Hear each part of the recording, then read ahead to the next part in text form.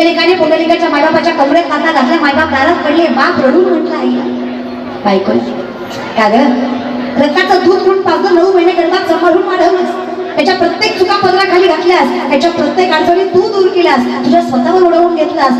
अगं ओंड्या जागी तू झोपलीस, ओंड्या जागी याला झोपवलंस, याचा प्रत्येक त्रास सहन केलास, त्याच्यासाठी उपवास सायास नवस केलेस. हे कमरेत लाथा घालणार आई कशाला म्हणतात बघा. तरी पुंडलिकाची माय म्हणते जाऊ दे ना, लहान होता मांडीवर तेव्हा लाथा मारायचाच की. आता मारल्यामुळे काय झालं, बाप म्हटला आईच्या प्रेमाला लाज नसतं म्हणतात, ते काही खोटं नाही. तेव्हाच्या लाता निस्वार्थी होत्या, आत्ताच्या लाता स्वार्थी आहेत, तरी सुद्धा माय पदरातच घालते तिला आई म्हणायचं. मग जनाई म्हणला तेव्हा माझ्यासाठी तू कोणस, एक एक विठाबाई, एक एक विठाबाई, एक एक विठाबाई, एक एक विठाबाई, माझी पंढरीचे आई, माझे पंढरीचे आई, माझे पंढरीचे आई, माझे पंढरीचे आई, हे माझी छत्रबाई, हे माझी छत्रबाई, हे माझी छत्रबाई, तुझ्या चरणीची गंगा,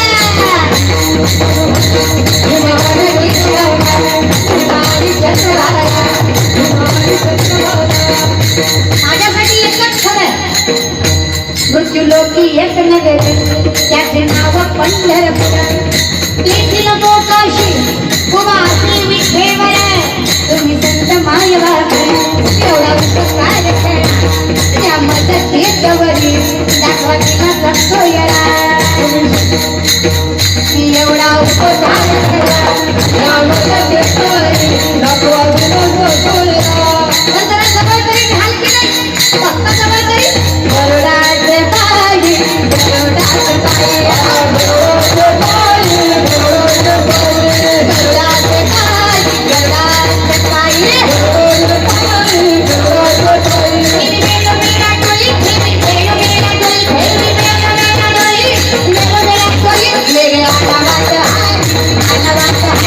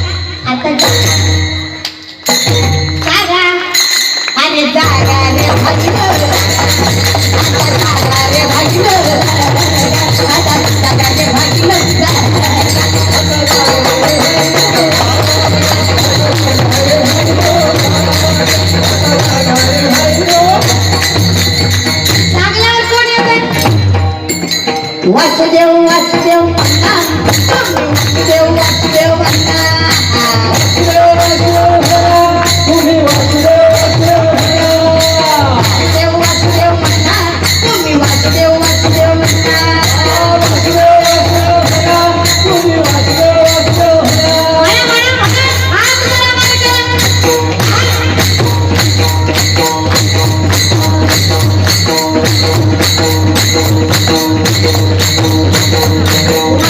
वासुदेव बोला.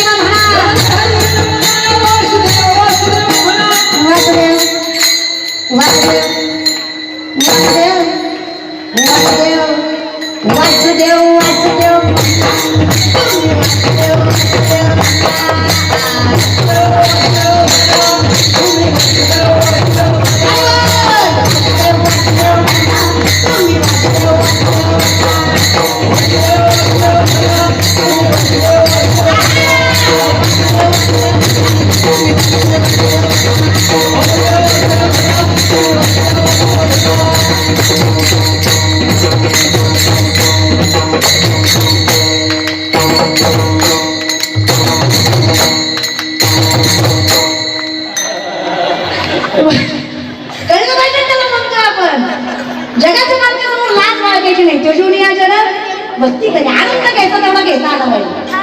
कारण महाराज ज्या क्षणी कीर्तन चालू होतं ना त्या क्षणी माझा पांडुरंग इथे साक्ष लावून हसला. जिथे कीर्तनाची जागा तिथे पांडुरंग उभा. कीर्तन चांग कीर्तन सांग होयंग हरी रूप. नामदेव कीर्तन करी पुढे देवनाचे पांडुरंग. जणी म्हणे ज्ञान दिवा बोलावंग. नामदेव कीर्तन करी पुढे देवनाचे पांडुरंग. नामदेव कीर्तन करी पुढे देवनाचे पांडुरंग. काय जगाचा मालक माझ्या विठोबाचा कैसा प्रेम भाऊ आपणची देव होय गुरु. माऊली वर्णन करतात काय माझं देवाचं वर्णन करावं. तू गुरुबंधू पिता तू आमची इष्ट देवता तुझीच ना रक्षदा आपली अमोदे. राखतो ही तू सांभाळतो ही तूच द्वारकेचा राणा. मागे पुढे उभा हे सांभाळीत आली घाट घालून या भार राहिलो गिरविले संती. गोमध्ये ते करा माझे भार होईल तुम्हाला तुम्हाला जे योग्य वाटतं ते करा देवा. मी काहीच म्हणत नाही जमलं देवाचं दार हरकत नाही. नीट ऐका मुखात भगवंताचं नाव आहे आणि संसारिक माणसाला तुम्ही तपस्वी आहात ज्ञानी आहात तर ब्रह्मचारी आहात. पण आम्ही अदर्श गणन संपत आणि कर्मानुबंधही मनुष्य लोक कर्मानं बांधलेली माणसं आहे आम्ही. ते शभाम समुद्रता मृत्यू संसार सागर भावने नचिरात टाकतो म्हणजे अविष्य चेतसा या भवसागरात गुंतलेली माणसं आम्ही. आमच्या सारख्याने सारखंच देवाच्या दारात जायला जमणार नाही घेऊ. नीट आहे मी सुरुवातीलाच म्हटलं मुक्ती आपला परमार्थ सांगत म्हणजे भगवंताच्या दारात गेल्यावर 4 मुक्त्या साधल्या जातात असं ज्ञानोबांचं वर्णन. कुठल्या 4? नीट आहे माणूस पहिला बांधला कर्माने द्वितीय बांधला वासने त्याच्यामुळे पुनर्जन्म आहे. तृतीय आहे संसार आणि चतुर्थ आहे ज्या काही आशा आहे त्याच्यामुळे माणूस जगतो. त्या षडविकारांपैकी 4 बंधनं जेण्यामुळे पुन्हा पुन्हा जन्म येतो. ही जन्माची बंधनं टाळायची असतील तर देवाच्या दारात जा असं वर्णन नाहीये. नीट आहे तेने आपल्यात नाही का तो तेने तृतीय आहे की नाही. तू आणि मी आहे का तेने भलताय कोणतं. तेने काय केलं तेने मुक्तीचारी साधी यल्या. साधी यल्या भूतकाळ साधायच्यात का साधूर झाल्या. ज्यांनी साधल्या त्यांनी साधल्या. आम्ही त्यांच्या मार्गावर चालत कारण मी स्वतः योगी असून माऊली सांगतात योग याग विधी येणे नोहे सिद्धी वायाची उपाधी. विनाकारण केला कुटाणा. दंभ म्हणजे असत्य द्वैत. दंभ म्हणजे काय असत्य द्वैत. हे असत्य की तुम्ही योगी व्हाल तर श्रेष्ठ व्हाल नाही. काही योगी व्हायची गरज नाही. योगाने देवाकडे जाता येतं पण भक्तासाठी देव येतो ही ताकद या भक्तात आहे. द्वारकेचा राणा अभंग करतोय ना मग मी मुक्त्या मागत नाही मी सिद्ध्या मागत नाही. सिद्धी म्हणजे परिपूर्ण पुरुष व्हावा योगाची ताकद व्हावी कुंडलिनी शक्ती जागृत करता यावी. कुंडलिनी शक्ती त्याच्यामुळे समाधी लावता येतं. शरीरामध्ये 72,000 नाड्या 24 नाड्या प्रधान 3 नाड्या प्राणवाहक. इडा पिंगला सुषुम्ना यातनं माणसाचा प्राणवायू वाहतो. पूरक रेचक कुंभक श्वसनाचे 3 प्रकार. याच्यावर ज्याचा अधिराज्य आहे 3.5 वडे गमसली कुंडलिनी शक्ती बेंबीच्या देटापासून षडशस्त्रांचं वेदन करत ब्रह्मरंध्रात जाऊन मिळते त्यावेळेस माणसाला समाधी लागते. हे सगळं करावी एवढी ताकद या संसारिक माणसामध्ये एक चित्त होत नाही. मन लागत नाही. भजन करायचं म्हणलं तरी करावंसं. 10 इंद्रियाच्या ताब्यात आहे. विवेकाची बोलणी संतोषाची चाल लागली पैशाची तरी हिंडवी नाही दिशा असं हे मन आहे. त्या मनाच्या ताब्यात आली आहे. मग ह्या मनाला स्थिर करावं एवढी ताकद आमच्यात. मग सोपं सांगा मन स्थिर होतो सोप्या पद्धतीने. आता कोठे धावे कधी तुझे चरण देवाची हे. मग आम्ही म्हटलं गेलो आयुष्यभर थांबू शकतो का. तुमच्यासारखं समाधी राहू शकतो का. तुकोबारांसारखं वैकुंठवास मिळणार आहे का नाही. पाप पुण्य करणारी माणसं. मग आमच्यासाठी काय माऊली म्हणले काळजीच करू नका. देवाच्या दारात गेल्यावर मुक्त्या सतत असं माऊलींचं वर्णन नाही. हरिपाठ नीट ऐका. भगवंताच्या दारात क्षणभर जरी थांबला तरी 4 मुक्त्या साधायची गरज पडत नाही एवढी ताकद भगवंताच्या दारातल्या क्षणात. मग आसोनी पुढची पण लक्षात घ्या पुढच्या जन्मावर मागचं चरण असतं कारण आम्ही संसारी. मग आसोनी नाही देवाच्या दारात थांबता आलं हरकत. आसोनी संसारी काय करा जीवे वेगू कधी होईल हरिमुखे काय मिळेल पुण्याची. पण संसारात द्वारकेचा कळतंय ना तुझं बोलू दे, कळलं त्याला, कळलं. विनंती आहे, मग जगाचा मालक आमच्यासाठी येतो, फक्त मुखात त्याचं नाव असावं. बरं ते सुखामध्ये भर पाडतं पुण्याचं. एका रामाचं समजा, एका राम म्हणलात, कृष्ण म्हणलात, विठ्ठल म्हणलात, काही म्हणलात, देवाचं नाव घ्यायला काही बंधन नाही. कुठल्याही देवाचं नाव घ्या, सगळं एकच आहे हे समजून घ्या. या ज्ञान भक्ती सहज भक्तू एक वठला मज तोची मीही केवळ तुझं श्रुतही आहे. पावलीचं वर्णन आहे, आम्हा तया परस्परे एका नामाचीच अंतरे. तुझ्यात आणि माझ्यात काय फरक आहे?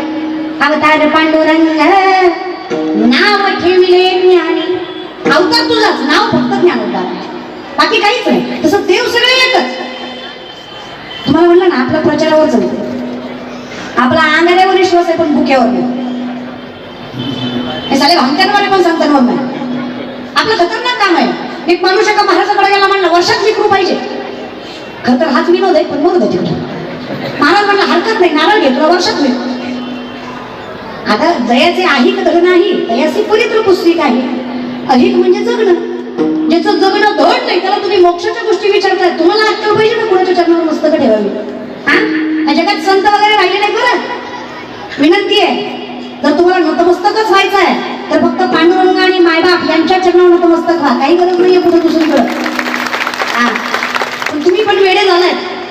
चमत्कार नावाची गोष्ट जगात घडत नसते. पहिलंही, आजही आणि उद्याही चमत्कार वगैरे घडणार नाही. तेव्हा मग संतांनी केले ते माऊलींची भिंत चालवली गेली, हा चमत्कार नाही, हे लक्षात घ्या. तुकोबारांचा गाथा करायला हा चमत्कार नाही. रेड्यामुखी वेद बोलावला गेला, हा चमत्कार नाही. नातांच्या घरी 36 वर्ष विठुराया काम करत होता, हा चमत्कार नाही. जनाईसाठी वैकुंठ सोडून देवाला, हा चमत्कार नाही. हे प्रथम लक्षात घ्या. मग हे काय? हे संतांच्या तपश्चर्याचं फळ आहे, त्याला पांडुरंगाची कृपा म्हणतात. तपश्चर्याशिवाय घडत नाही. एकही संत सांगायचे गरीब होते.